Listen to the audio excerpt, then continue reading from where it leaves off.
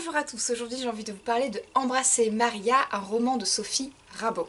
Maria Sophie, retenez bien ces deux prénoms. Il s'agit d'un livre publié aux éditions Les Pérégrines qui a sorti une toute nouvelle collection nommée Les Audacieuses. Je vais vous lire leur pari en une phrase: oser la fiction pour faire jaillir toute l'indocilité de figures féminines inspirantes. Ça déjà, ça me parle, j'adore. Pour ce premier volet, eh bien, elles ont décidé de s'intéresser à la figure de Maria Callas. Je connais très peu la vie de Maria Callas, alors j'étais ravie de compter sur Sophie Rabault pour me la raconter. Elle le fait, alors, il faut qu'on en parle.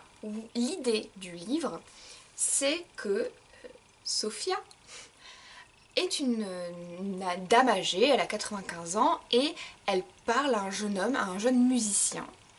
Elle lui raconte toute son amitié avec Maria Callas. Elle lui dit voilà, jamais on parle de moi dans ses biographies, jamais on parle de moi dans les journaux, mais pourtant, toute sa vie durant, j'étais à ses côtés.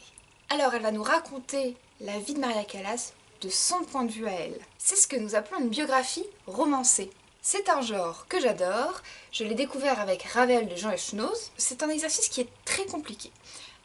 Réécrire la vie de quelqu'un, on ne sait jamais ce qui est vrai, ce qui est faux, on ne sait jamais quel ton emprunter. Ici le ton est très amusant parce que bon, il y a une érudition certaine, elle nous livre des détails de la vie de Maria Callas, moi je ne connaissais pas, j'ai appris beaucoup de choses. Et en même temps, j'aimais me dire, est-ce que c'est vrai ou non?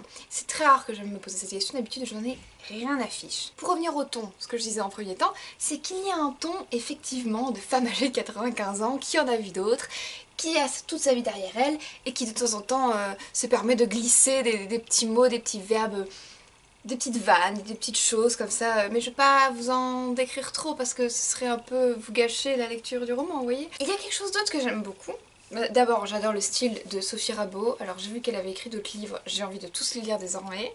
Ce qui m'a bluffé, c'est l'exercice même. C'est-à-dire que quand on lit un livre, on passe un contrat avec l'écrivain finalement. En tant que lecteur, on se dit voilà, on aime à lire, est-ce que c'est un roman, est-ce que c'est un récit, est-ce que c'est une autobiographie, est-ce que c'est une biographie?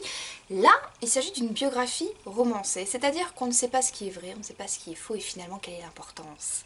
C'est un pari osé parce que on touche à une célébrité qui a vécu dans la réalité.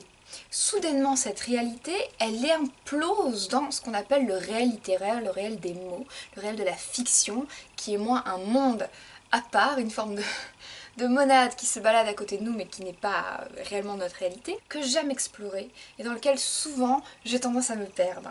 Et ici, je me suis perdue avec une délectation folle, tant ce livre est, je le disais, riche, généreux, en information, mais également en style et en humour. Également, on ressent, et c'est très intéressant en tant qu'autrice d'avoir joué à ce jeu-là, on ressent une immense admiration pour Maria Callas, et on ressent aussi une envie d'avoir réellement... on sent qu'elle aurait aimé être son amie pour de vrai, et ça c'est assez touchant. Je ne vais pas vous le cacher, moi ça me fait un peu pareil avec Dalida ou encore Marie Laforêt. Je me dis, ben ça c'est un exercice d'écriture que j'ai envie de lire, que j'ai envie de relire et que j'ai envie de pratiquer également. J'ai beaucoup d'affection pour ce roman, alors c'est terrible, les romans que j'aime généralement ils sont très surlignés, là il y en a beaucoup. C'est organisé sous forme de chapitres, c'est toujours bien senti, bien amené, enfin voilà, je ne sais que vous dire à part vous conseiller de vous ruer dessus. C'est un portrait d'une grande générosité et c'est une fois de plus un exercice totalement réjouissant. Je prends un plaisir immense à lire ça et puis surtout, je me répète, mais ce que j'aime c'est lorsque les frontières sont un peu poreuses entre la réalité et puis le réel. Et là on est en plein dans ce flou artistique et je trouve qu'en plus Sophie Rabault vraiment on l'utilise d'une main de maître. Enfin, il y a quelque chose comme ça où on la suit, on y va jusqu'au bout. Moi j'ai pas pu le lâcher ce livre.